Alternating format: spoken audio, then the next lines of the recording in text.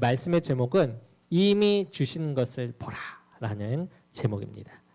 오늘 전도서 내용을 우리가 볼 텐데요. 이 전도서는요, 전도자라 불리는 한 지혜자의 목소리로 쓰인 책입니다. 그러니까 전도자, 히브리 말로 사람들을 불러 모아 인생을 가르치는 사람이라는 뜻입니다.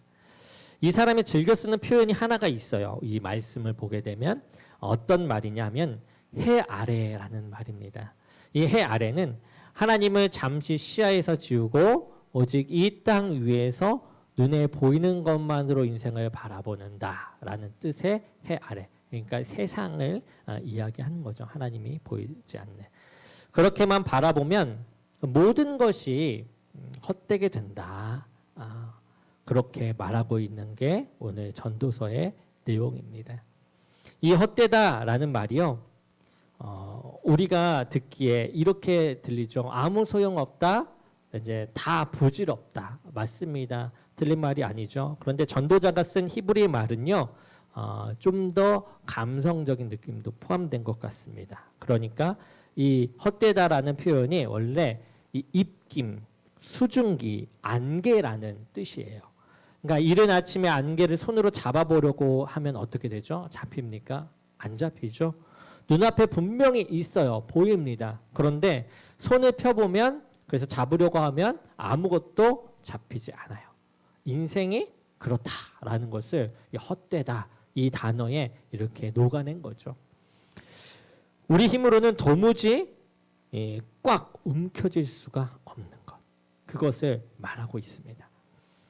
전도자는 이러한 시각을 가지고 인생의 여러 자리를 차례대로 들여다보고 있어요. 특히 이 5장 앞부분에서 보면요, 하나님 앞에서 함부로 나아가는 그런 예배를 들여다보고 있습니다. 헛된 예배.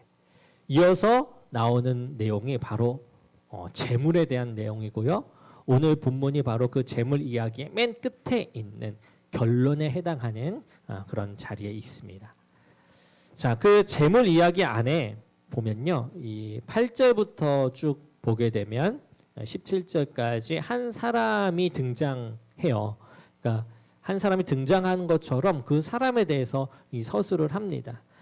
이 사람을 보면요, 이 사람은 참 열심히 산 사람이에요. 그런데 밤이 깊어도 잠이 오지 않는 거예요. 자꾸 밤이 되면 계산을 하기 시작하는 거죠. 분명히 많이 벌었습니다. 열심히 살았어요. 그런데 이상하게 늘 부족하다라는 거예요. 전도자는 이것을 이렇게 진단합니다. 10절에 보면 은을 사랑하는 자는 은으로 만족하지 못한다. 조금 채우면 그릇이 그만큼, 그 채운만큼 커져버린 거예요. 채운만큼, 그러니까 어떻게 되죠? 커져버리니까 채운만큼 또 부족한 겁니다. 이 사람은 재산이 늘수록 그것을 지키느라 애가 타요. 먹는 입도 늘고 걱정도 늘고 잠도 줄어듭니다.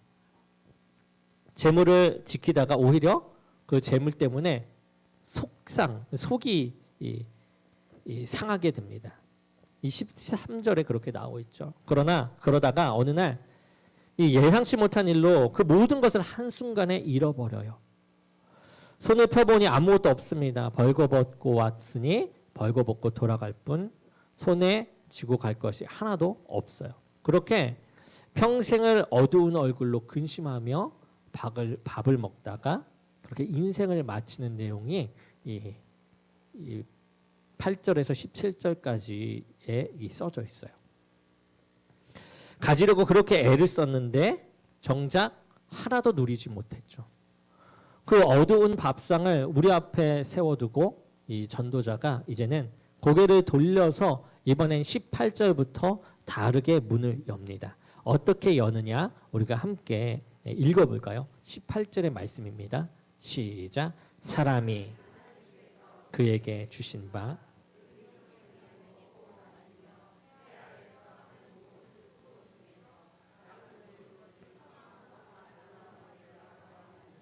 그것이 그의 몫이로다. 아멘. 자, 사랑하는 성도 여러분, 여기서 이 전도자가요, 이 선하고 아름답다라고 내놓은 것이 무엇인지 한번 살펴보시겠어요? 선하고 아름답다. 그러니까 앞쪽 부분이에요. 뭡니까? 큰 성공이었습니까? 아니면 남다른 업적이었습니까? 아니죠. 뭐였습니까?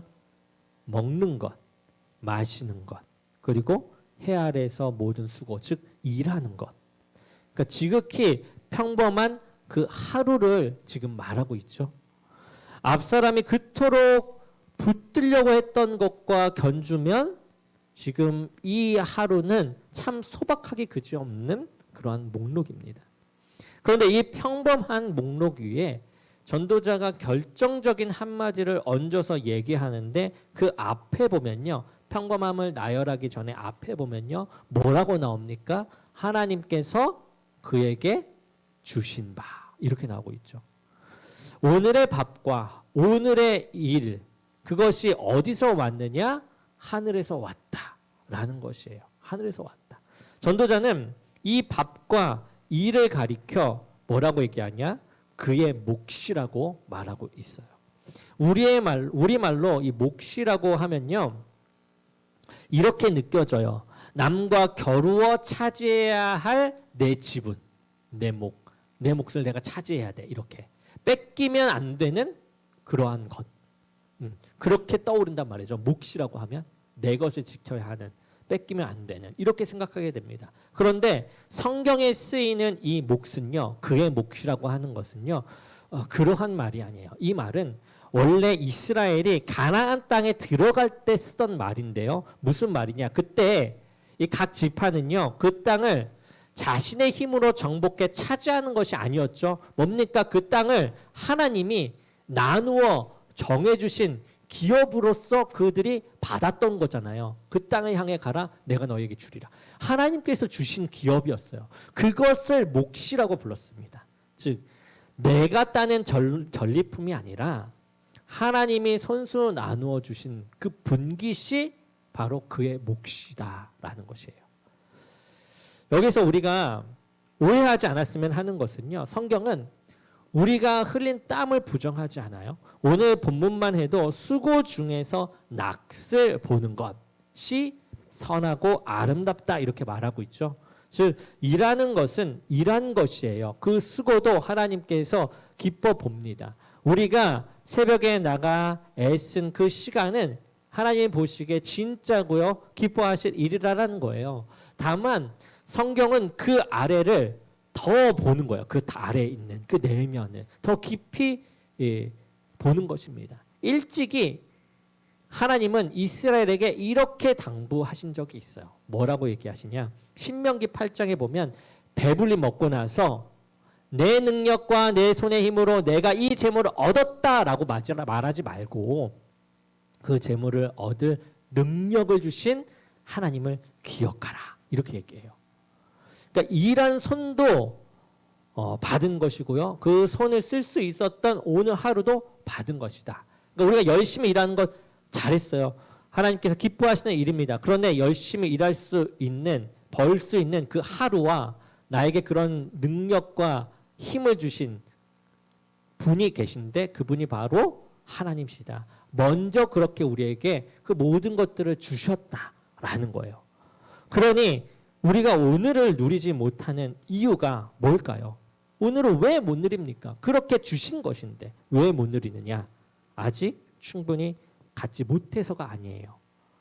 손에 이미 왔는데도 불구하고 놓여 있는데 그것이 하나님께로부터 온 것인 줄 보지 못하기 때문에 우리가 그것을 누리지 못한다라고 얘기하는 것입니다. 그런데 전도자는요 18절에서 멈추지 않고요 이제 19절에서 더 이야기합니다. 어떻게 얘기하는지 한번 볼까요? 자, 19절 다 같이 읽어보겠습니다. 시작. 또한 어떤 사람에게든지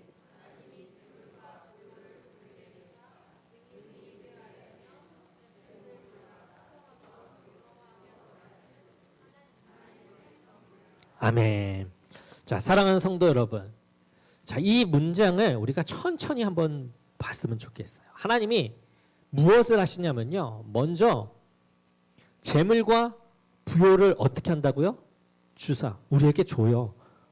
어떤 사람에게든지 누구에게든지 준다라고 되어 있어요. 그렇죠? 그런데 거기서 끝나지 않아요. 그것을 능히 누리게 하시며 수고함으로 즐거워하게 하신다라고 얘기해요. 그리고 전도자는 그 모든 것을 한마디로 못을 박죠. 이것이 무엇이다? 하나님께서 주신 것, 누리게 하신 것, 즐겁게 하신 것 뭐다? 하나님의 선물이다. 이렇게 얘기하고 있어요. 우리가 흔히 가진 것과 누리는 것을 같은 말로 여겨요. 즐기는 것. 이렇게 다 같은 말로 여기기도 합니다. 손에 들어오면 당연히 누리게 되는 줄로 안단 말이에요. 그런데 전도자는요, 이 둘을요, 이렇게 나란히 놔요. 그리고 각각을 따로 말해요. 주신 것이 하나요, 누리게 하신 것도 또 하나다. 가진 것과 누리는 것은 다른 선물이라는 거예요. 왜 그러냐? 6장을 보면 더 선명하게 나와요. 이것은 정말 그런지 이 전도자가요, 6장에서 한 사람을 보여주면서 얘기를 하거든요. 이 한 사람은 하나님이 재물과 부여와 존귀를 주세요. 그래서 마음에 원하는 것이 하나도 부족함이 없는 그러한 사람입니다. 그런데 하나님이 그것을 그 주신 것을 누리게 하지 않으셨어요. 누리는 그 선물을 그에게는 주지 않으셨어요. 그에게 없어요. 곳간은 가득 찼는데 그 곳간을 열고 기뻐할 마음이 없다라는 거예요. 가진 것은 분명히 그의 손에 있는데 누림은 그의 것이 아닙니다. 그렇게 따로 주님께서 주신 선물이 된 거죠. 여기서 보면 누림은 소유의 저절로 딸려오는 것이 아니에요.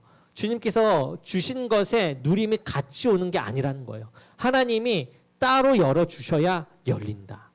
우리 손에 이미 놓인 것을 보는 그 눈도 하나님이 여셔야 우리가 떠서 볼 수 있다라는 것이죠. 먼 훗날 보면 우리가 부활하신 예수님이 엠마오로 가는 두 제자와 나란히 걸으시는 그 장면을 우리 신약 성경에서 볼 수 있지 않습니까? 그 두 사람은 예수님과 함께 걸어요. 그런데 그분이 예수님인 줄 모릅니다. 알아보지 못해요. 눈앞에 계신데도 몰랐다라는 거죠. 그러다가 저녁 식탁에서 예수님이 떡을 떼어주실 때 성경이 이렇게 말하죠. 누가복음 말씀에 24장 31절. 그들의 눈이 밝아져 그인 줄 알아보더라. 없던 분이 갑자기 나타나는 것이 아니죠. 처음부터 함께 있었어요. 계셨어요. 다만 눈이 열리니까 보였다라는 거예요. 열려야 보입니다. 우리 손에 놓인 오늘도 그렇다라는 거예요. 우리에게 놓인 이 오늘의 하루도요, 평범한 하루, 아무것도 아닌 하루, 그냥 스쳐 지나가는 하루처럼 보이는 오늘의 하루도요, 눈이 열리면 다르게 보인다라는 거예요. 우리에게도 그렇다. 그렇게 눈이 열린 사람은 이제 어떻게 사는가? 20절 말씀에 나옵니다. 20절. 우리 함께 읽어보겠습니다. 시작. 그는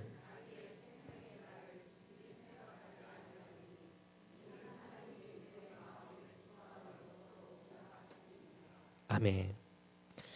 앞에 그 사람은 밤마다 계산을 하느라 잠을 이루지 못하죠. 그런데 이 사람은 어떻습니까? 인생이 짧다고 곱씹으며 뒤척이지 않아요. 무디게 살아서가 아닙니다. 걱정거리가 없어서도 아니에요. 이유가 뒤에 분명히 나오죠. 하나님이 그의 마음에 기뻐하는 것으로 응답하심이니라. 그럼 이 구절은 우리말 성경마다 조금씩 다르게 옮깁니다. 어떤 번역은 이것을 하나님이 그를 기쁨으로 사로잡아 채우신다 이렇게 말해요. 이런 뜻으로 읽어요. 어느 쪽으로 읽든 한 가지는 흔들리지 않죠. 기쁨을 만들어내는 이가 누구인가? 나인가? 아니죠. 하나님이시다라는 것.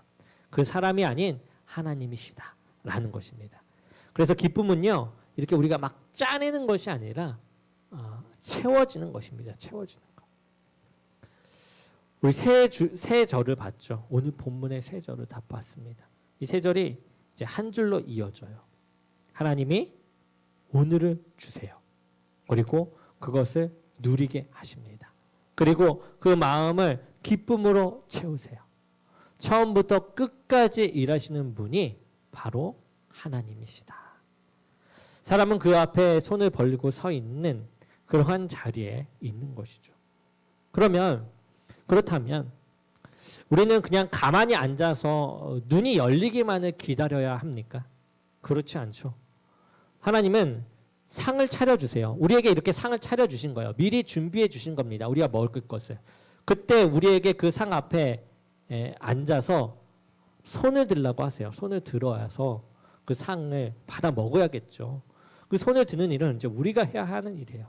성경이 우리에게 손에 쥐어주는 것이 몇 가지 있어요. 뭐냐? 첫 번째, 세는 자리를 바꾸는 것입니다. 세는 자리. 이제 앞에 그 사람도 밤마다 셈을 했죠. 8절부터 17절까지 나왔던 그 사람도 셈을 했습니다. 다만 그가 센 것은 부족한 것이었어요. 그에게 그의 삶에서 부족한 것들을 하나하나 세 나갔다라는 거예요. 우리도 보면요, 밤이면 셈을 합니다. 못 채운 것들, 남보다 뒤처진 것들, 아직 없는 것들, 그것들을 우리는 밤에 셈을 한다라는 거예요. 같은 밤, 같은 자리에서 셈의 방향만 이렇게 우리는 바꿔보면 되는 것입니다. 오늘 받은 것을 세워보는 거예요. 오늘 받은 은혜를 세워본다라는 겁니다.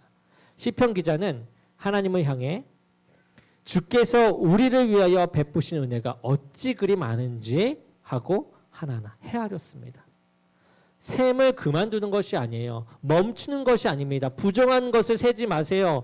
부정한 것을 생각하지 마세요. 이것이 아니라 셈을 하되 무엇을 세야 할지 세는 방향을 다르게 해야 하라라고 말하고 있는 것이에요. 자, 두 번째, 오늘 것을 오늘 받는 거예요. 오늘 것을 오늘 받는 것. 광야의 이스라엘에게 하나님은 만나를 딱 하루치씩 주셨어요. 내일 것까지 쌓아두면 그것은 상에서 벌레가 나서 못 먹습니다. 그게 출애굽기 말씀에 나와요.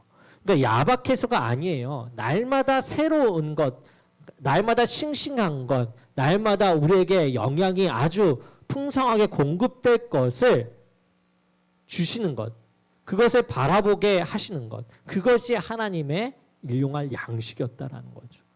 오늘의 것이라는 거예요. 우리가 오늘을 누리지 못하는 가장 흔한 이유는 우리의 몫을 나중으로 미뤄두기 때문에 그렇습니다. 이것만 해결되면 그때, 또 이것만 모이게 되면 그때. 그런데 그때는 좀처럼 오지 않아요. 지금 이 순간에 하나님을 만나지 않으면 그 시간은 오지 않는다라는 거예요. 여기서 오늘 받는다라는 말, 이것을 잘못 이해할 수 있죠. 어떻게 해요? 오늘 받은 것을 오늘 다 써버린다. 이렇게요. 아닙니다. 성경은 또 내일을 준비한 일을 나무라지 않아요. 잠언은 개미가 여름 동안 양식을 모으는 것을 지혜라 칭했죠. 그리고 요셉은 7년 풍년의 곡식을 모아서 온 나라를 살렸습니다. 받은 것과 쓰는 것은 다른 일이라는 거예요. 그래서 통장에 얼마를 남기느냐의 문제가 아니라 오늘 주신 것을 오늘 알아보느냐. 오늘 알아보느냐. 그것이 문제인 거죠. 아껴 모으면서도 오늘 저녁 밥상을 감사히 누릴 수 있고 넉넉히 쓰면서도 아무것도 누리지 못할 수가 있습니다. 하나님이 오늘 주신 것, 그것을 오늘 우리가 알아보고 받는 것, 그것을 가지고 살아가는 것. 내일 것도 받아야 돼, 내일 모레 것도 받아야 돼. 이것이 아니라 오늘 주신 것에 충분히 받으면서 그걸 가지고 살아가는 것. 그것이 우리에게 주어진 것이다. 하나님께서 주신 은혜이다 라는 것입니다. 자, 세 번째로 감사로 받는 거예요. 감사로. 이 사도 바울은 하나님이 지으신 모든 것이 선하며 감사함으로 받으면 버릴 것이 없다라고 이 디모데전서에 말하고 있습니다. 4장에. 자, 여기서 감사는 다 받고 난 다음에 하는 인사말이 아니죠. 감사가 곧 받는 방식이에요. 우리 성경에서 말하는 방식입니다. 감사는 받는 방식이에요. 같은 밥 한 끼도 감사 없이 삼키게 되면 그저 지나가는 그냥 일상의 일이 돼버려요. 그렇지만 감사함으로 받으면 그 순간 그것이 하나님의 선물이 되어준다라는 것이죠. 우리의 밥상의 기도가 형식이 아닌 이유가 여기에 있는 것입니다. 우리가 매일 기도하잖아요. 밥 먹기 전에. 감사를 말하면서 하는 이유가 여기에 있다. 자, 네 번째로 눈을 열어달라고 구하는 것. 우리는 구하는 것이 반드시 필요합니다. 자, 시편 기자는 이렇게 기도하죠. 내가 눈을 열어 주의 율법에서 놀라운 것을 보게 하소서. 자, 이 사람은요, 말씀을 이미 손에 들고 있는 사람이야. 말씀을 잘 아는 사람이에요. 말씀을 어떻게 봐야 하는지도 아는 사람이에요. 그런데도 자기 눈을 열어달라고 구하고 있습니다. 우리도 그렇다라는 거예요. 오늘 우리 손에 이미 있어요. 우리에게 말씀이 있고 우리에게 채워진 우리의 지혜가 있어요. 지식이 있어요. 하나님께 주신 말씀 아는 것들이 있단 말이에요. 다만 그것을 알아보는 눈, 이 삶에 적용하는 눈, 하나님의 시야로 바라보는 눈, 이것을 하나님께 구하지 않으면 동떨어진 삶, 동떨어진 시야를 가지고 살아가게 된다라는 겁니다. 하나님께 구해야 된다라는 것. 그것이 네 번째예요. 사랑하는 성도 여러분, 이 네 가지 가운데 어느 것도 우리가 무엇을 새로 만들어내는 일이 아니죠. 우리가 뭔가 만들어내는 일이 아닙니다. 이미 차려진 밥상, 이미 주신 것 안에서 손을 드는 일이에요. 차리신 분은 하나님이시고 우리는 받습니다. 받는 일을 하자라고 얘기하는 거예요. 받는 일을 하자. 그러니 오늘 아침에도 하나님은 우리 각 사람에게 이렇게 하루를 나눠주셨어요. 하루하루를. 밥 한 끼를 주셨고 또 감당할 만한 그런 일을 주셨고 곁에 있는 사람을 우리에게 주셨습니다. 우리가 그것을 대단치 않게 여겼을 뿐이지 없었던 것이 아니에요. 혹 또 이런 마음이 올라올 수도 있겠어요. 앞에도 말을 했지만 그래도 이런 마음이 남아있는 분도 있을 것 같아요. 누리라는 말도 또 형편이 될 때 해당하지 않습니까? 나는 당장 이번 달이 빠듯합니다. 나는 당장 지금이 너무 힘들어서 누릴 만한 힘이 없습니다. 라고 얘기할 수 있겠죠. 그러나 전도자가 말한 이 몫의 재산의 몫은요, 이 재산의 크기를 뜻하는 것이 아닙니다. 각 사람에게 나누어 주신 분깃이에요. 나누어 주신 분깃, 하나님께서 주신 그 분깃을 말합니다. 소박한 밥상 하나에도요, 주님께서 주신 것이잖아요. 그거에도 오늘 겨우 감당해낸 그 하나에도 그 몫은 놓여 있다라는 거예요. 하나님께서 주신 그 몫이 그 안에 다 녹아져 있다라는 겁니다. 앞서 본 그 사람은 모든 것이 부족함 없이 있었어요. 그럼에도 불구하고 누리지 못했죠. 누림은 가진 것의 크기에서 오지 않아요. 그것을 주신 분을 알아보는 눈에서 온다. 그 분깃을 우리가 알아보고 그것을 누리는 데 나온다라는 겁니다. 그리고 그 눈을 구하는 우리에게 하나님은 인색한 분이 아니세요. 인색하신 분이 아니십니다. 하나님은 우리를 살리시려고 자기 아들 예수 그리스도를 아끼지 않고 이 땅에 내려 보내주셨죠. 내주셨습니다. 우리에게. 가장 귀한 아들을 우리에게 주신 그 하나님이 오늘의 그 밥 한 끼를 알아보는 눈 하나를 아까워하실까요? 그 눈을 우리에게 주시지 않을까요? 사도 바울은 부유한 자들에게 말해요. 소망을 정함 없는 재물에 두지 말라고. 그러면서 우리에게 모든 것을 후히 주사 누리게 하시는 하나님께 두라라고 이야기합니다. 이것도 디모데전서의 말씀입니다. 주시는 분도 하나님이시고요. 누리게 하시는 분도 하나님이세요. 사랑하는 여러분, 오늘 저녁 밥상 앞에 우리가 앉을 때요. 부족한 것을 세기 전에 잠시 눈을 들어서 보시기 바랍니다. 오늘 하나님이 내 손에 놓아주신 것이 무엇이었는가 그것을 세워보기를 원합니다. 그리고 하나님께 이렇게 구하십시오. 주여, 제 눈을 열어 오늘 주신 것을 보게 하여 주옵소서. 하나님이 오늘도 우리에게 주시고 누리게 하시고 그 마음을 기쁘게 채우시니 이미 주신 그 선물을 날마다 우리가 이제 알아보고 받아 누리기 위해 살아가는 저 여러분이 되기를 주님의 이름으로 간절히 축원합니다.